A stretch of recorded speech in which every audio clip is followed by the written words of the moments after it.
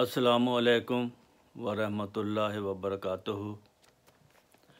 ناظرین Alshifa homeopathic centre 111 آج کی 3 بیماریوں کی ایک دوا بتاؤں گا، اور وہ ایک ہی دوائی سے 3 بیماریاں ختم ہو سکتی ہیں۔ نمبر 1، دوائی کا نام پہلے سن لیں، کروٹن ٹیگلیم، CROTON، کروٹن TIGLIUM۔ یہ اس دستوں کے لیے ہے، ان اسہال کے لیے ہے جو پچکاری کی طرح یعنی پانی کی طرح نکلتے ہیں اور یکدم نکلتے ہیں۔ تو بعض دفعہ کھاتے کھاتے حاجت ہو جاتی ہے، جس طرح پانی ٹوٹی سے نکلتا ہے نا، اس طرح اسہال نکلتے ہیں، یکدم خارج ہو جاتے ہیں۔ تو ان اسہال کے لیے یہ کروٹن استعمال کریں، اور خصوصاً گرمیوں میں یہ اسہال ہوتے ہیں، زیادہ تر بچے اس کا شکار ہوتے ہیں۔ پیٹ میں گڑگڑ ہوتی ہے، متلی بھی ہوتی ہے۔ تو یہ تو ہوگی ایک بیماری۔ دوسری بیماری کے لیے ہے خارش۔ خارش ایسی خارش جسم پر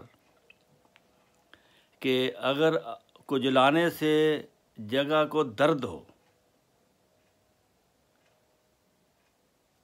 تو پھر مریض آہستہ آہستہ اس کو ہاتھوں سے ملتا ہے، پھر اس کو سکون آتا ہے۔ اگر زور سے خارش کرے تو جسم درد کرتا ہے۔ ایسی خارش اگر ہے اور وہ خارش خشک ہوتی ہے، اگر درد کرے جسم تو اس کی دوائی کروٹن ٹک ہے۔ یہ عموماً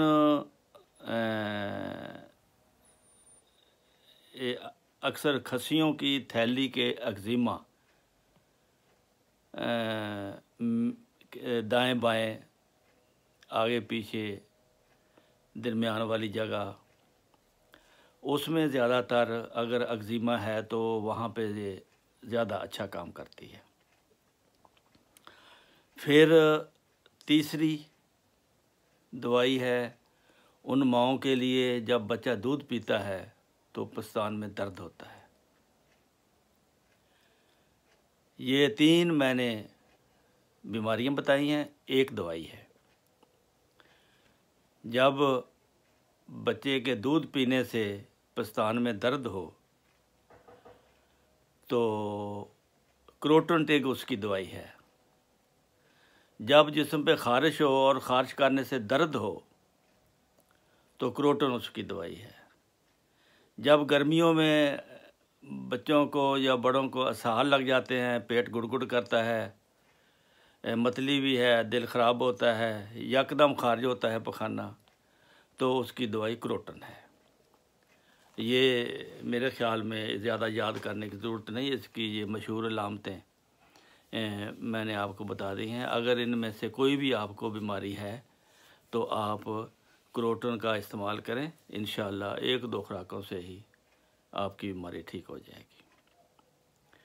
تو میری درخواست ہے کہ چینل کو ضرور سبسکرائب کریں اور لائک کریں، اور اس کو آگے اپنے جاننے والوں تک پہنچائیں تاکہ ان کا بھی بھلا ہو اور سب کا بھلا ہو۔ السلام علیکم ورحمۃ اللہ وبرکاتہ۔